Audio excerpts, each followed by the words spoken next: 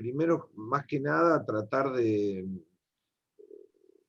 dar un pantallazo introductorio de opciones, qué tipos de investigación, enfoques, escuelas y alternativas que tenemos vos, yo y cualquiera para arrancar con un tipo de investigación social hoy, ¿no? Que es un poco lo que venimos hablando. Bueno, hoy lo que quería comentarte es primero una clasificación complementaria a la semana pasada que tiene que ver con los proyectos de investigación según criterios, que podrían diferenciarse entre sí según estos criterios o según estas claves que los diferencian. El primero es sobre su finalidad, sobre su finalidad. Es decir, hay una investigación, hay dos grandes tipos de investigación eh, que dominan las clasificaciones de qué tipo de conocimiento queremos construir. La primera vendría a ser una investigación básica y la segunda una investigación aplicada. Y esta diferenciación, si bien es un planteo esquemático en donde muchísimas investigaciones eh, pueden ser mixtas, pueden tener fusión, pueden tener límites difusos, aprendemos en esta materia a diferenciarlas para después, bueno, ver cómo se combina. Por lo menos tender a clarificar que son cosas distintas aunque puedan ir juntas. La investigación básica podríamos encontrarla también en la bibliografía como sinónimo de investigación pura o investigación teórica, aunque más bien teórica es una palabra más tramposa en ciencias sociales.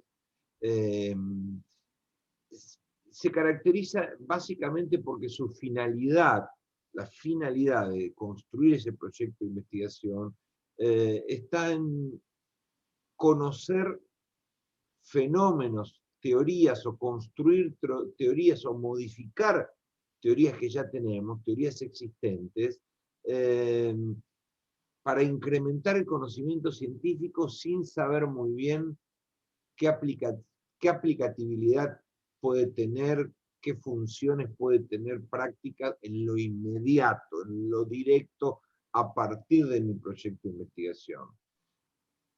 Vamos a dar un ejemplo. El impacto de los colores en el ánimo de las personas, ¿no? El impacto de los colores en el ánimo de las personas. Eso nos lleva a pensar tonos, luz, el rol de la luz, el rol del color, el rol de los distintos superficies y colores en la percepción humana y esa percepción en el impacto de alguna manera en el estado de ánimo o en la asociación de colores con, no sé, supongamos, se sabe que el color blanco nos remite a la pureza, a lo limpio, a lo santo, a lo angelical, a lo transparente, etc. Que el color rojo nos remite de alguna manera a la acción, a la energía, a la fuerza, a la agresión, ¿no? Bueno, entonces uno dice, si uno estudia los colores y su relación con los ambientes con los que, por ejemplo, construir una escuela, cómo decorar una escuela, cómo pintarla, cómo distribuir sus muebles, sus ventanas, su luminosidad, sus espacios, en función no solo de un criterio económico, de cuál es el formato de aula más económica, sino también además de su función económica, cuál es la pintura, la textura, los colores, la luminosidad que favorece la lectura, la tranquilidad. Bueno, eso significa que estoy haciendo una investigación sobre la relación de un fenómeno con otro, colores, formas, luz, con percepción, con reacción, con estado de ánimo, con emoción, pero que no tiene, en principio, un correlato de aplicación direccionada. No estoy haciendo esta investigación porque trabajo en el área de construcción de escuelas y quiero hacer una escuela mejor. Porque lo voy a aplicar para escuelas, pero también lo puedo aplicar para universidades, pero también lo puedo aplicar para regimientos, para hospitales o lo que fuese. Entonces, es una investigación que, la investigación básica o pura, pero me gusta la palabra básica, es una investigación que amplía el conocimiento científico, que rompe, modifica, mejora, actualiza viejas teorías o teorías vigentes, que agrega nuevas estructuras de saber, nuevas teorías, nuevas demostraciones empíricas que nos permiten luego, en proyectos de investigación aplicados, usar esas teorías científicas de base, esos conocimientos puros que no tienen una aplicación directa, sí ya aplicarlos a proyectos direccionados, con objetivos concretos que buscan, y esa es la diferencia entre la investigación básica en ciencia y la investigación aplicada, que la investigación aplicada busca producir un efecto concreto en un mundo concreto, una escuela, un ministerio, una teoría, una estructura, una manera de organizar la ciudad, una manera de organizar una esquina, la manera de administrar un edificio o lo que fuese. Estamos buscando la mejor manera para resolver eso, para lograr superar ese problema determinado, ese obstáculo que queremos descubrir cómo. Por ejemplo, ¿Cómo sería, por ejemplo, volviendo al tema este que vos decías, los colores? Yo como, no sé, director de marketing busco una estrategia para mis envases, según el público que va, tengan determinadas características de color, por ejemplo, para lograr un sí, efecto en... y sí, claro, por supuesto. Cómo armar las vidrieras, cómo preparar el entorno de un candidato político, su ropa, su entorno, su spot, ¿no? Qué colores usar en su afiche. Ahora, entonces yo a partir de lo que se sabe sobre colores, empiezo a investigar qué voy a aplicar para este problema que tengo, que es asistir como teórico político, como asesor político, a un candidato en una campaña electoral de un año, de 6 meses, supongamos, ¿no? Entonces allí yo estoy buscando resolver ese problema. Tiene una finalidad, tiene un objetivo y busca resolver obstáculos. Y esa es la gran diferencia entre ciencia aplicada y ciencia básica. Una no busca resolver ningún obstáculo, ninguna dificultad específica instrumental, la otra sí. Vuelvo a lo primero que te dije, no olvides que esta diferenciación es una introducción, uno puede hacer proyectos mixtos, distintas combinaciones, no necesariamente hace una o la otra, pero esta diferenciación hay que entenderla y hay que poderla comprender con claridad. Y nos va a servir porque muchas veces, ante la pregunta, ¿y esto para qué sirve lo que querés hacer?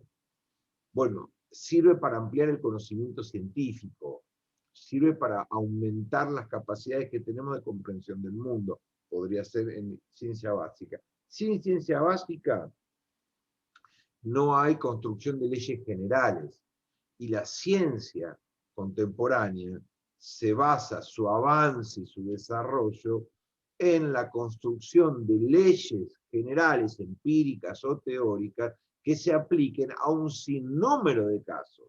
Entonces, lo que se descubre sobre colores en Rusia o en Canadá, en un proyecto de investigación, nos sirve a nosotros para un proyecto de implementación tecnológica aquí en Trelew o en Chubut.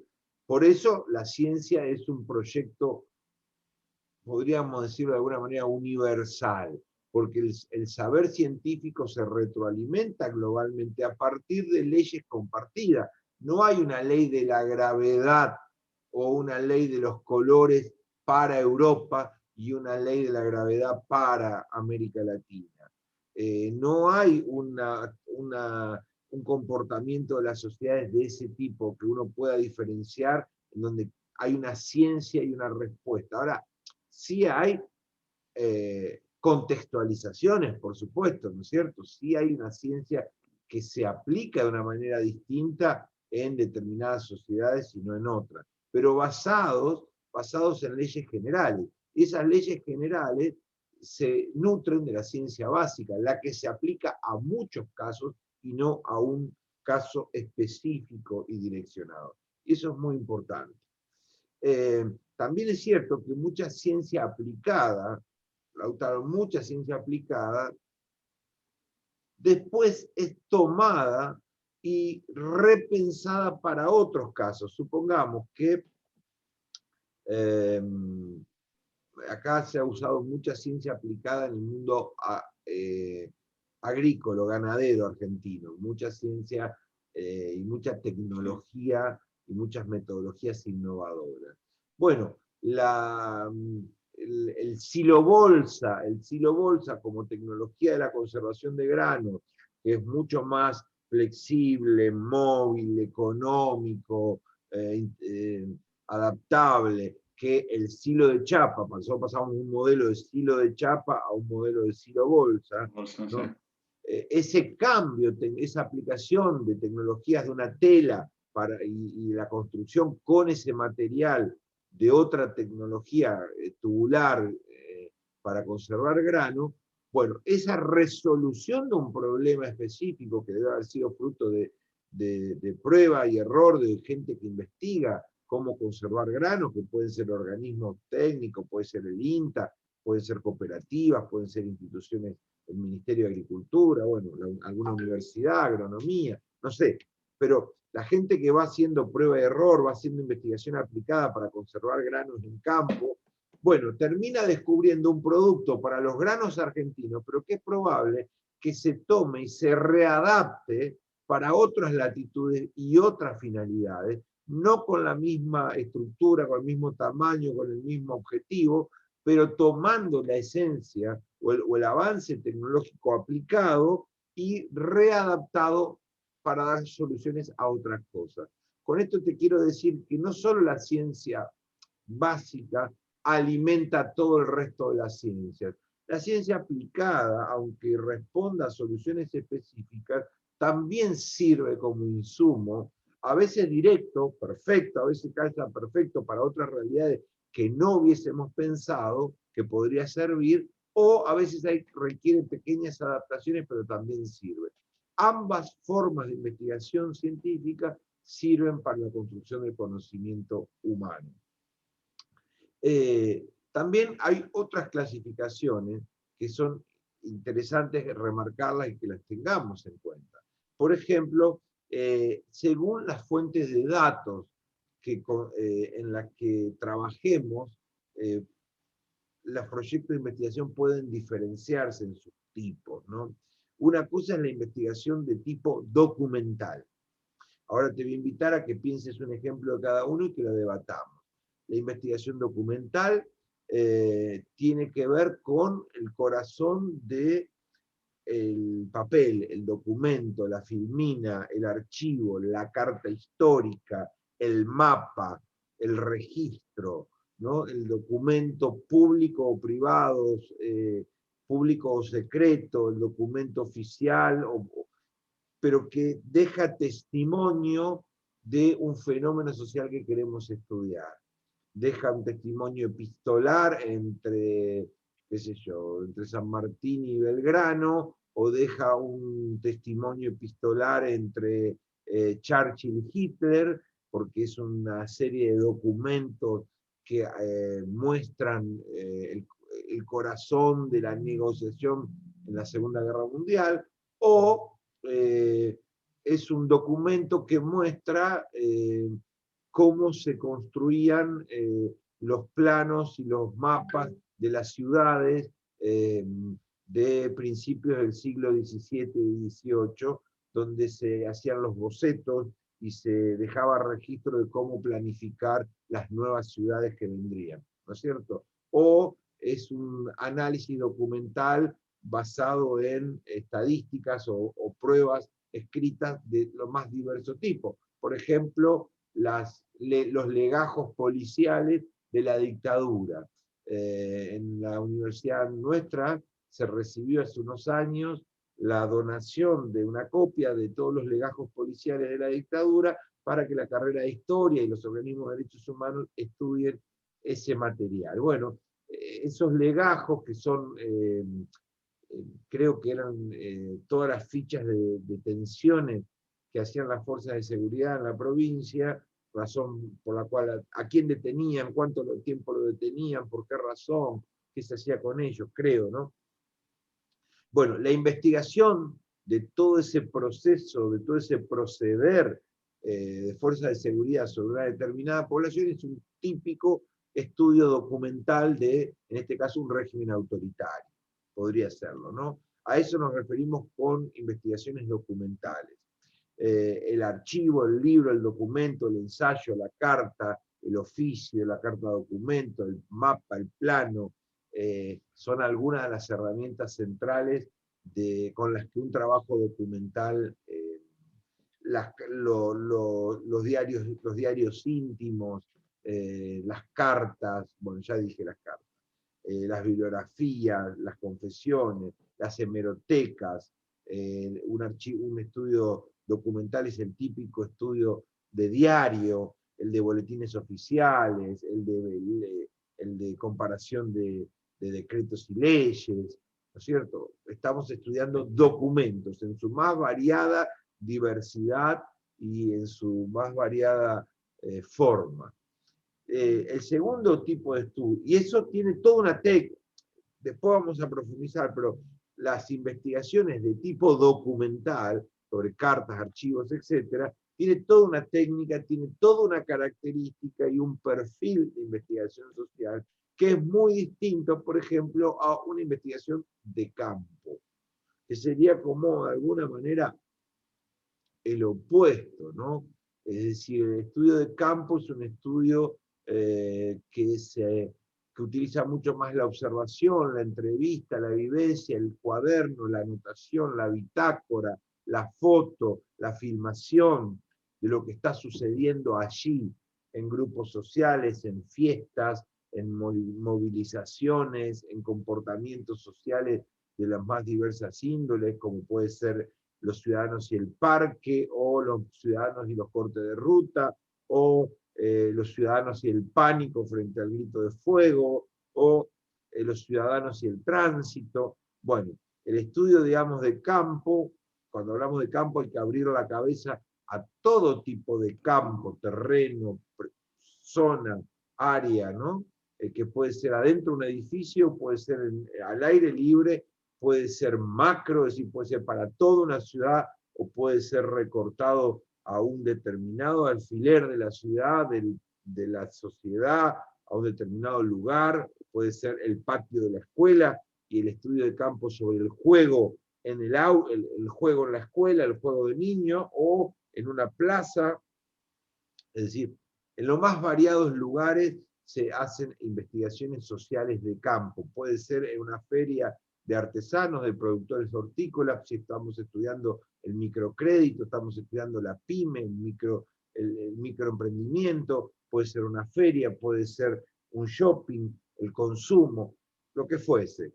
La investigación de campo tiene unas características, una dinámica, una metodología muy distinta a la investigación documental, aunque vuelvo a insistir con lo que hoy arrancamos, que la investigación documental y la investigación de campo no son rivales, que la investigación básica y la investigación aplicada no son rivales. No hay que optar por una o por la otra necesariamente, puede haber combinaciones, hay que mantener la mente abierta, aunque en principio podría darse que uno pueda hacer una investigación documental pura, pueda hacer una investigación de campo pura, o pueda proponerse problemas mixtos de investigación, ¿no? La investigación de campo está muy desarrollada por las ciencias sociales, igual que la investigación documental, cuadran muy bien en el desarrollo de la investigación económica, sociológica, politológica, son investigaciones que se usan y que son habituales encontrar en los proyectos de investigación. El tercer tipo de proyectos de investigación, además del de campo y el documental, es el experimental. Y en el experimental ya las restricciones son mayores en el campo de las ciencias sociales. No están, de ninguna manera se puede decir que no se puede experimentar con el ser humano.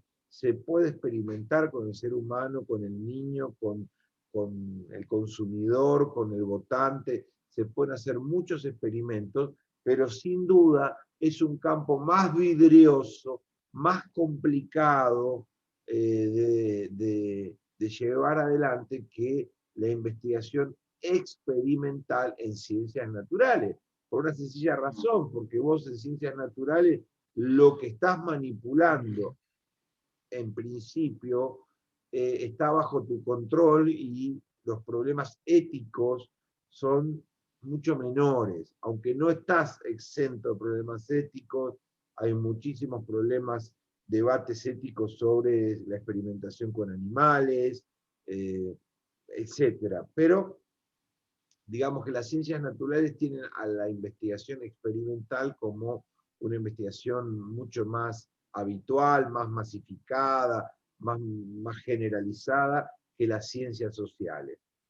Vuelvo, resalto, no estoy diciendo que las ciencias sociales no puedan hacer investigación experimental. Hay muchas maneras de abordarlo, pero es mucho más vidrioso. ¿Por qué? Y bueno, porque el trabajo con seres humanos tiene problemas éticos significativos, requiere permisos, requiere límites, requiere un trato con el investigado, los investigados, respetuoso, que no es tan sencillo de que fluya, de que se pueda tomar, por ejemplo, demos un pequeño ejemplo. Nosotros, en la investigación pedagógica de experimentar con materiales y docentes, con programas, con observación experimental en el aula, para ver qué se enseña, cómo se enseña y cómo podría ser de otra manera, y poner estímulos y cambios a los docentes. Supongamos que fuéramos el Ministerio de Educación y quisiéramos desarrollar investigación pedagógica oficial y usar a los docentes en el aula. Bueno, eso es problemático, requiere explicar el programa, hacer que el docente firme el acuerdo, a veces requiere que los alumnos o los padres de los estudiantes firmen un acuerdo, depende del proyecto de investigación, eso requiere deliberación. Bueno, lo mismo sucede en muchos campos de la experimentación con personas. Otros menos. Es más fácil experimentar con personas en algunos aspectos de la conducta, ¿no es cierto? Pero, vuelvo a insistir, la experimentación es un campo espinoso. Hay investigación de todo tipo con personas. Ha habido, por ejemplo, las cámaras Gesell en psicología, en el comportamiento humano, que son lugares adecuados para que las personas puedan expresarse, reaccionar a determinados estímulos. Todo lo que es focus group también entra, ¿no? Sí, focus group también entra, es una técnica experimental, sí lo es, de alguna manera lo es. Pero lo que estamos tratando de decir cuando hablamos de experimentar con seres humanos es aplicar o indagar o observar acciones y reacciones, causas y efectos, movimientos, relaciones provocadas y planificadas por una persona, por un grupo de investigadores, ¿no? La experimentación no es la observación de lo que está sucediendo en la vida. Eso es una investigación de campo. O sea, no es yo me voy a observar qué hacen los consumidores en la feria. Allí no hay experimentación. yo tengo que armar un dispositivo de experimentación. Entonces puedo inventar un stand y ese stand tener un tipo de venta o de producto que está pensado para provocar una reacción comparativa con el resto de los stands, y entonces sí, empiezo a experimentar con los consumidores de esa feria, ¿no es cierto? No sé, productos, precios, formas de venta, formas de financiamiento, lo que fuese, por decir Sí, algo. en su momento, donde yo trabajaba, no sé si es esto, yo laburé en The Nielsen Company, no sé si la conoces, una empresa que se dedica a hacer inteligencia comercial para, bueno, todas las multinacionales, una empresa global. Y lo que se experimentaba mucho era con los racks de productos en los supermercados, ¿no? Eh, Ponías en un pasillo un rack, un rack de gaseosas, un rack de ver cómo era si había algún incentivo, algún cambio en el consumo de las personas, digamos, era ver si era más atractivo, menos atractivo, si lo veían ahí, lo llevaban más, lo llevaban menos. Eran algunos de los estudios que te pedían. Claro, eso sí es un estudio experimental, Claro, porque está medianamente controlado, fabricado por el claro, investigador para provocar una reacción. Eh, sí, Así es. Bueno, entonces vos tenés documental, de campo, experimental, como tres mental, grupos, digamos, podríamos decir de alguna manera, arquetipos, ¿no? Luego tenés sí, tres, o de alguna manera tres tipos más importantes, que es de acuerdo a la profundidad, Lautaro, la profundidad de los estudios. Hay una primera investigación que es exploratoria. Las investigaciones sociales exploratorias, eh, como la palabra lo dice, son un acercamiento, una primera mensura del fenómeno, una introducción, eh, que intentan tener como ser un puente. Las investigaciones exploratorias tienden a ser un puente para investigaciones más profundas, para otro tipo de intervención sobre la realidad. Eh, digamos que son las más superfluas, las más rápidas, son acercamientos tácticos para entender eh, bajo costo, con poco tiempo, con pocos recursos, un fenómeno. Después tenés las investigaciones descriptivas, que constituyen en las ciencias sociales más del 70% de las investigaciones, o una gran mayoría de investigaciones. La investigación descriptiva responde a la pregunta básica de cómo es el gobierno de Arcioni, cómo es el estado económico de la Argentina, cómo es la inflación en lácteos, ¿no? Eh, Describe. Es una investigación que hacemos habitualmente todos en el diálogo, en lo que nos llamaríamos investigación científica, sería en el diálogo, en el debate, en la deliberación política, mediática, en los foros universitarios, en los paneles, en las mesas redondas, en, en distintos lugares, y también en proyectos de investigación donde describimos cómo está la Argentina, cómo está la universidad, cómo está la calle, cómo está la inseguridad, y vamos agregando componentes, vamos tratando de pintar todo el comportamiento de un fenómeno. Cuanto mejor es la investigación descriptiva, el diagnóstico es más preciso, es más profundo, es más diverso, más detallado, eh, y es un tipo de investigación muchísimo más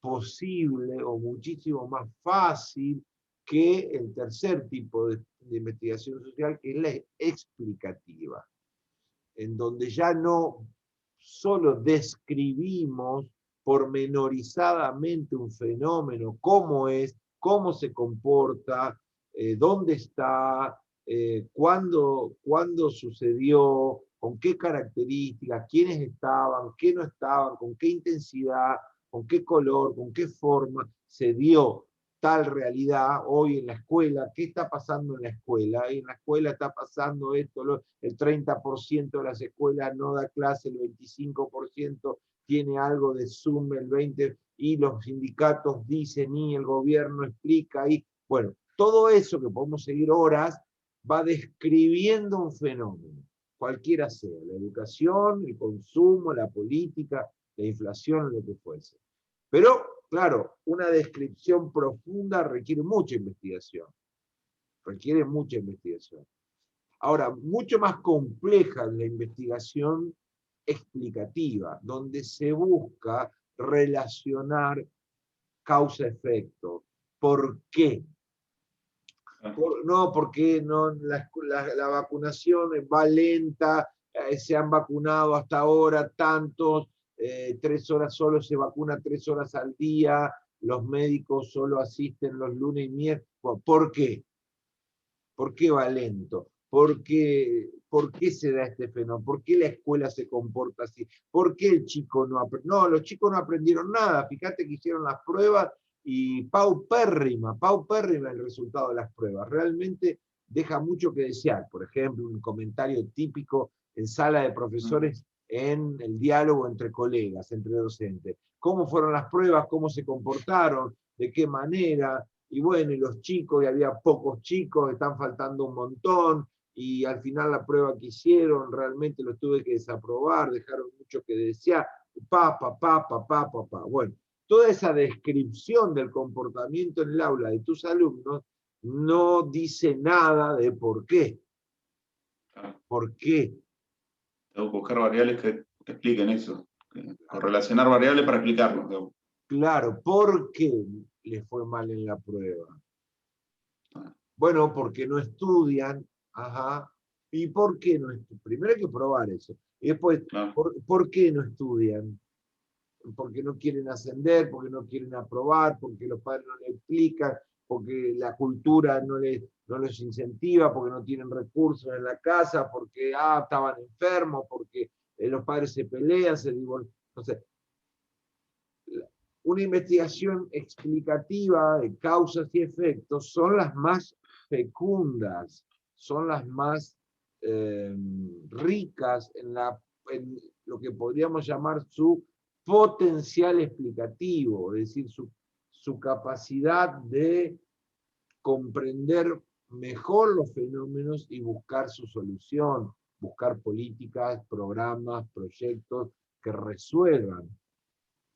Entonces, pero sin duda, la causa y el efecto en ciencias sociales es algo muy trabajoso. Es muy trabajoso.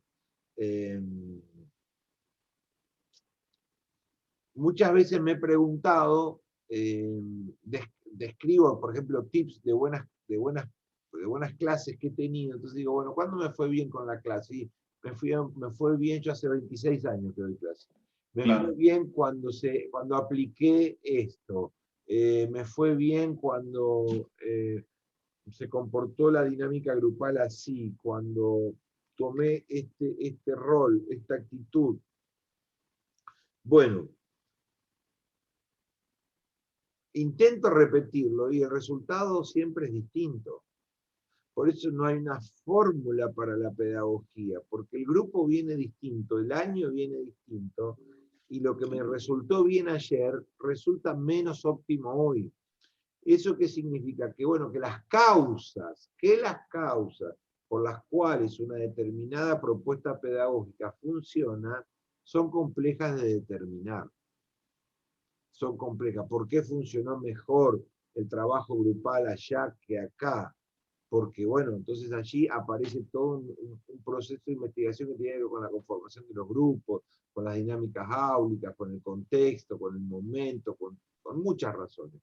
Entonces, la investigación causal es la más difícil, es la más trabajosa, es la más riesgosa de no ser atrapada, que esas causas estén firmes, seguras, fuera de discusión, que vos tenés claro que esta es la causa real por la que se da, por la que A produce B, eso no es sencillo. Se puede hacer, por supuesto que hay buena investigación causal, explicativa, por supuesto, pero no se hace en condiciones apresuradas, porque los recortes, la demostración es compleja, es compleja, es general, siempre hay excepciones. Entonces nunca olvidarte que vos tenés estas opciones de investigación.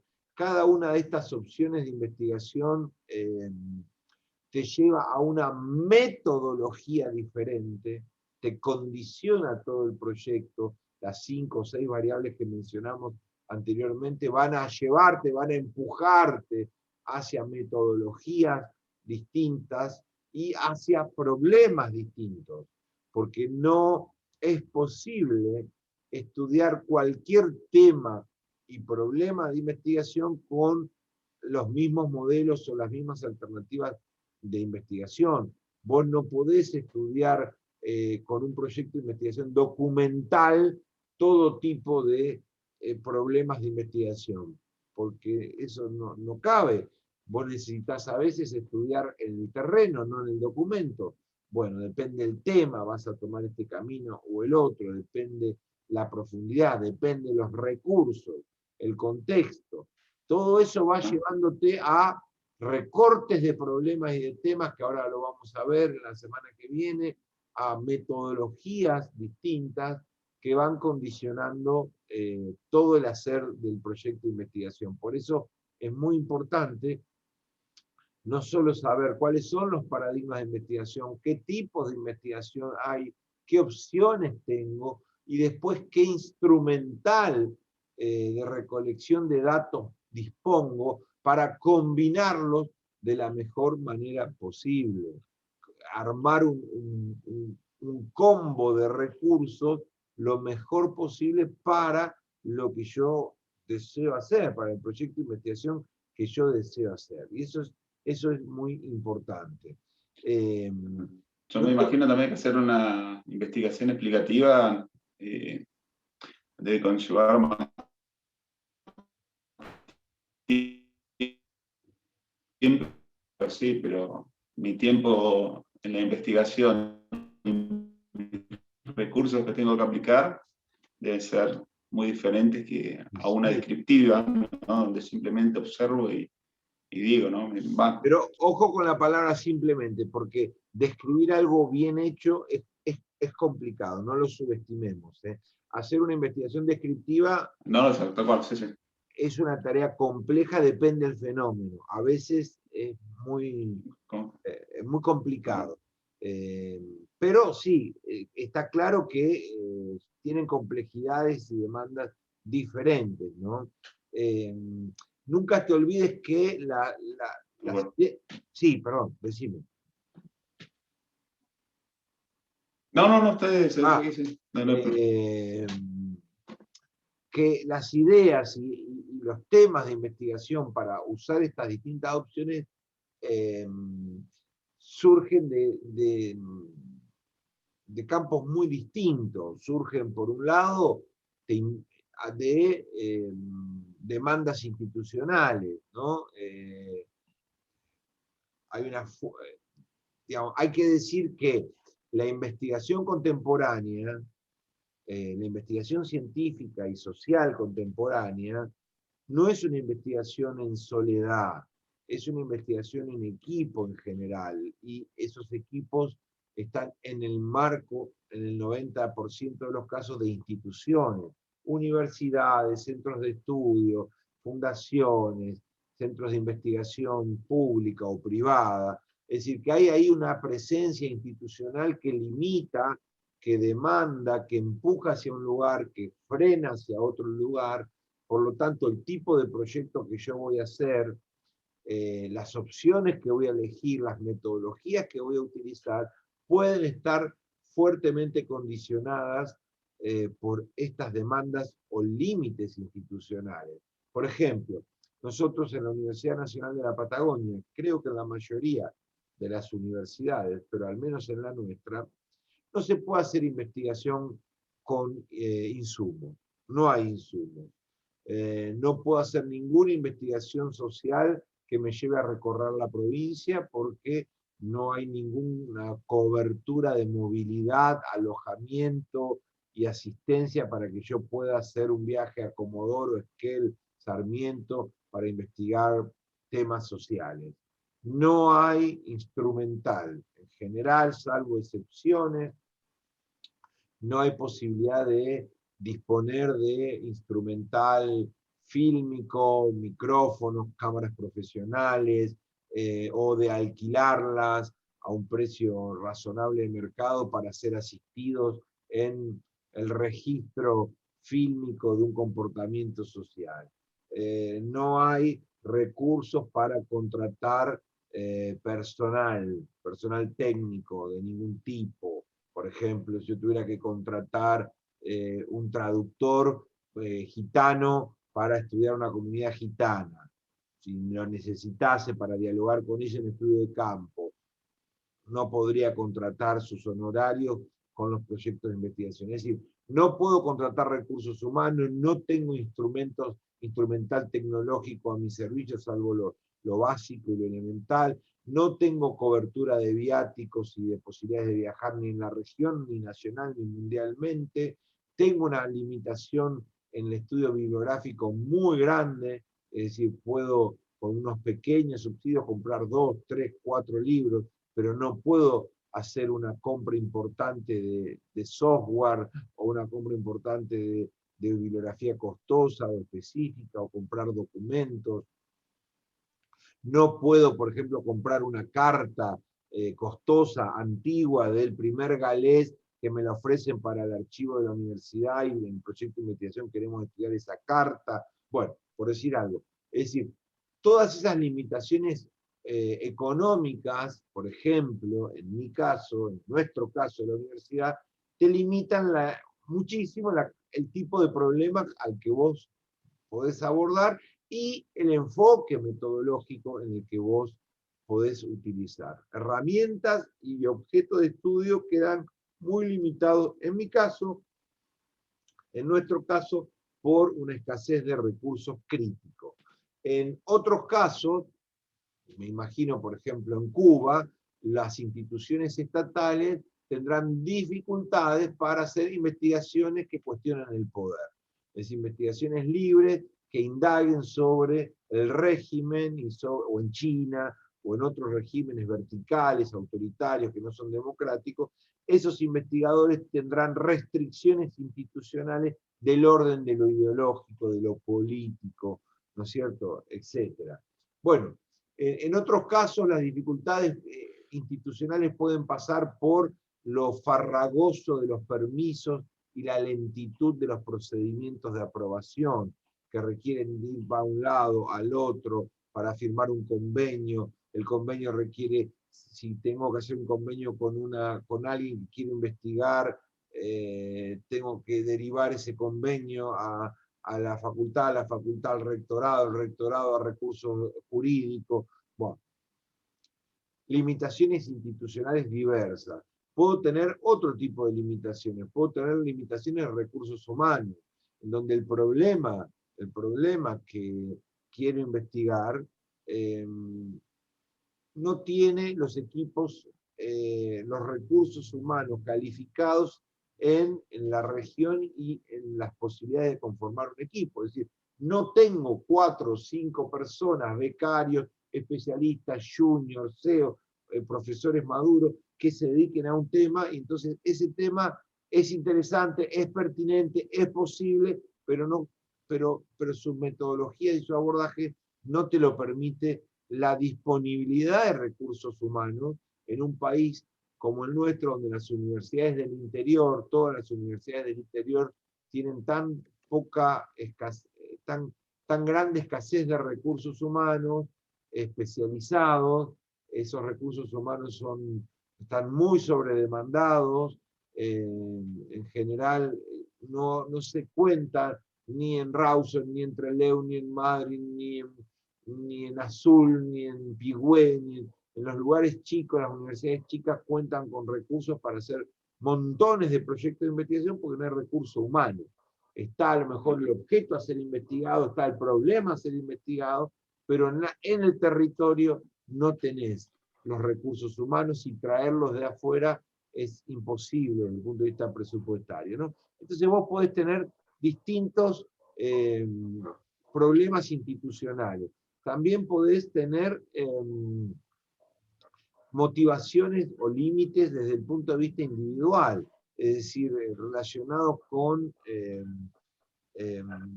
tus habilidades, tus deseos, tus límites, tu cultura. Muchas veces, ¿quién sos vos? ¿Qué es lo que querés? ¿A dónde querés ir? ¿Cuál es tu visión de la vida? Te permite hacer un conjunto de investigaciones, pero te priva hacer muchas otras. Lo que somos nos da posibilidades y nos quita posibilidades a la vez.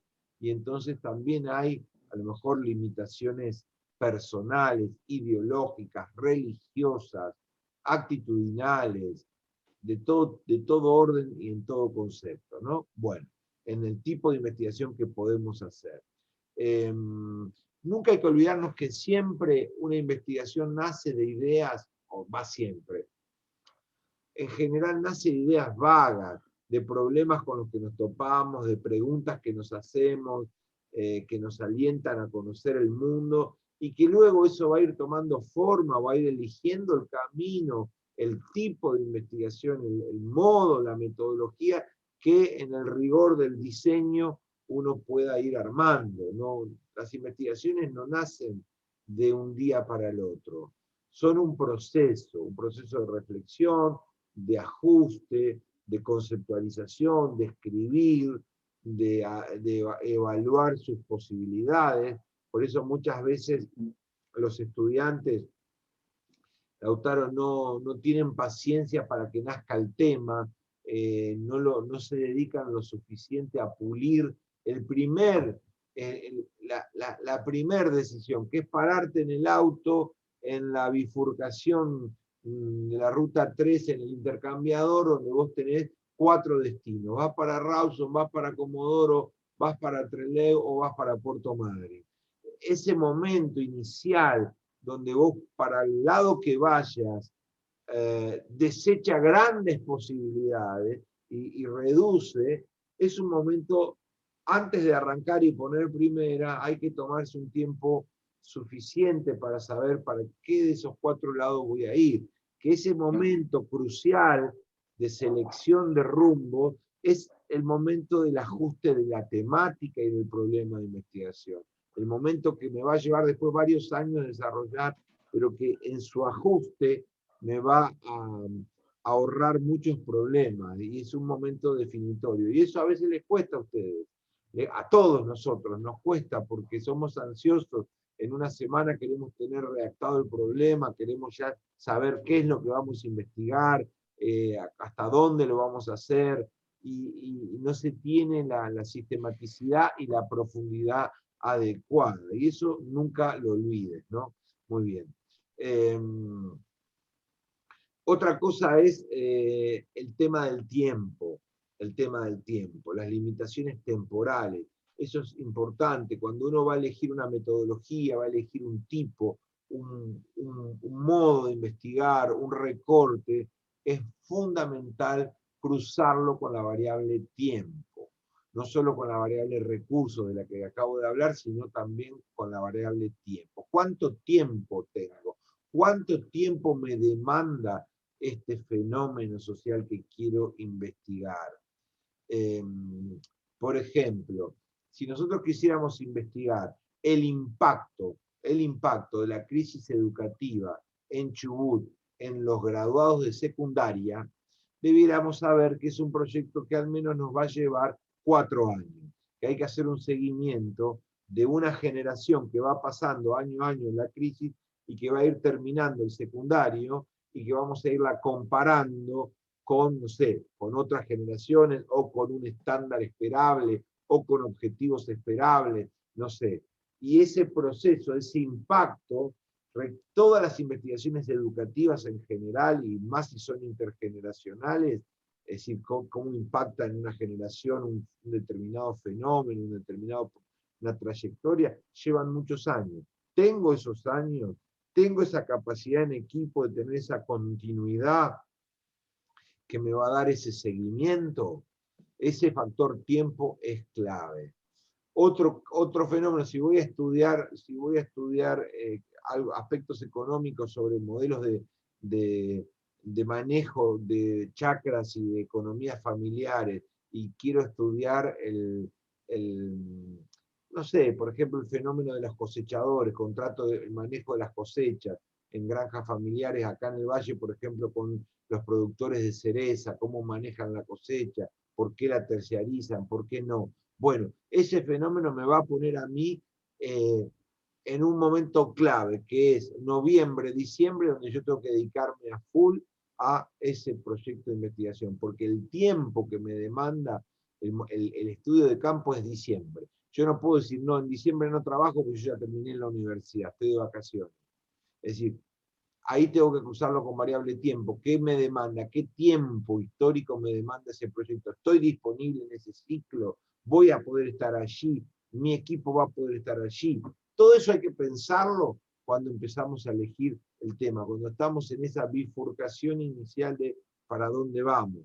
Entonces, tiempo del equipo, tiempo del objeto, tiempo disponible, tiempo de financiamiento, mis propios tiempos biológicos, mis propios tiempos existenciales, mis propios deseos temporales, me llevan a usar un proyecto de investigación u otro, un problema u otro, una metodología u otra. Y eso hay que tenerlo muy en cuenta. El tiempo es clave en la investigación, en el diseño de un proyecto de investigación.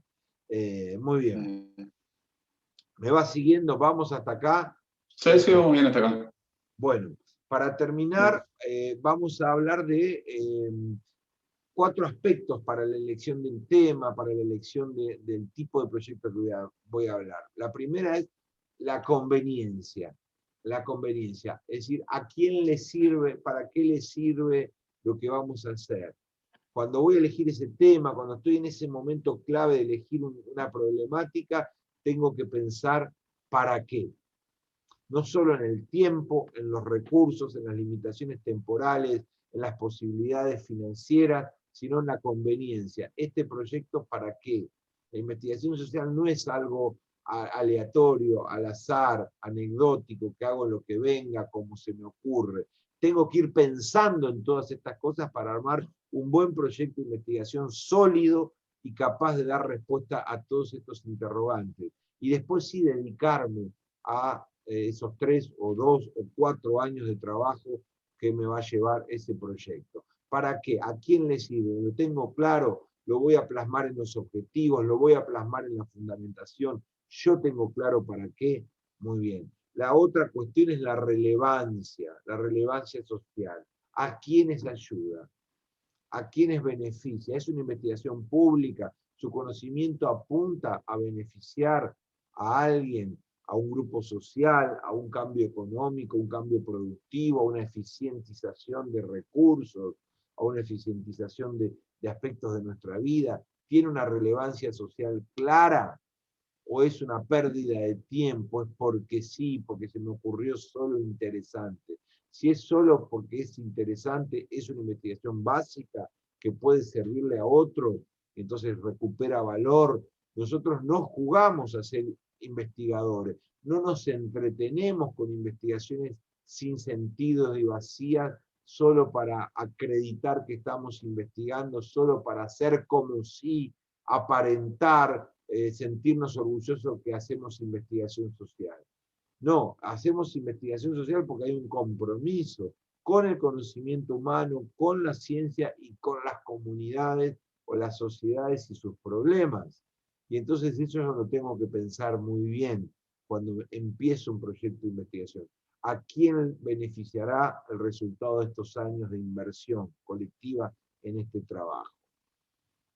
Bueno, y por último, si esos resultados van a tener una implicancia práctica y un valor teórico, es decir, si van a poder resolver un problema específico o van a tener un valor teórico, como ya hablamos hoy al principio, que hacen que yo tenga clara la fundamentación de ese proyecto. A partir de todo lo dicho, uno después va a decantar en elegir qué es lo que vamos a ver el jueves, en elegir si vamos a hacer investigación cuantitativa o cualitativa, que son finalmente dos grandes opciones ordenadoras también de todo este debate. El debate entre quali y quanti, ¿no? Es decir, ambas cosas, ambos paradigmas en investigación social tienen fortalezas, tienen capacidades, potencias para determinados problemas, para resolver determinadas incógnitas de investigación y no para otras. No me gusta, como digo siempre en la clase a mis estudiantes, que tomen partido, que construyan falsas dicotomías, o cualitativo o cuantitativo, porque lo cuantitativo está asociado a la estadística, está asociado a la probabilidad, al positivismo. Yo tengo una visión progresista de la sociedad antipositiva, positivista, y por lo tanto voy a hacer investigación cualitativa. No. Vamos a hacer investigación cuantitativa o cualitativa en ambos sentidos, respetando esos paradigmas, valorándolos de acuerdo a nuestras capacidades, al problema elegido, a la metodología más pertinente para ese problema, a las necesidades de mi sociedad, de mi institución, que vuelvo a insistir, es muy importante, dado que el grueso de las investigaciones se desarrollan en instituciones que nos apalancan, nos amparan, nos apoyan, nos brindan su estructura para que nosotros hagamos investigación.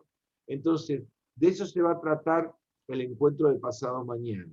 Vamos a trabajar el texto de Densini y Lincoln sobre investigación cualitativa, el origen de la investigación cualitativa, que es un texto breve de unas 12, 13 carillas que van a tener que preparar para el jueves, con las mismas consignas que el otro día.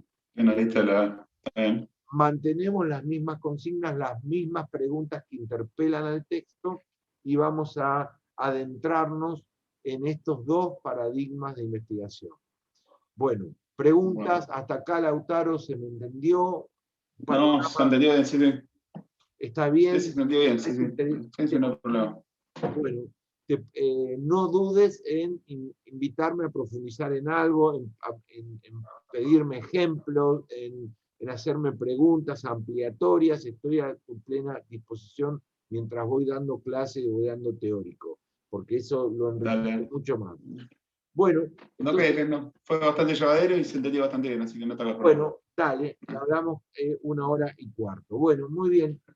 Bueno, nos vemos el jueves con el texto. ¿Ahora mandás el material? Sí. Ya, en este mismo momento te mando el material y lo preparamos para debatirlo, investigación cuali y cuantitativa en ciencias sociales.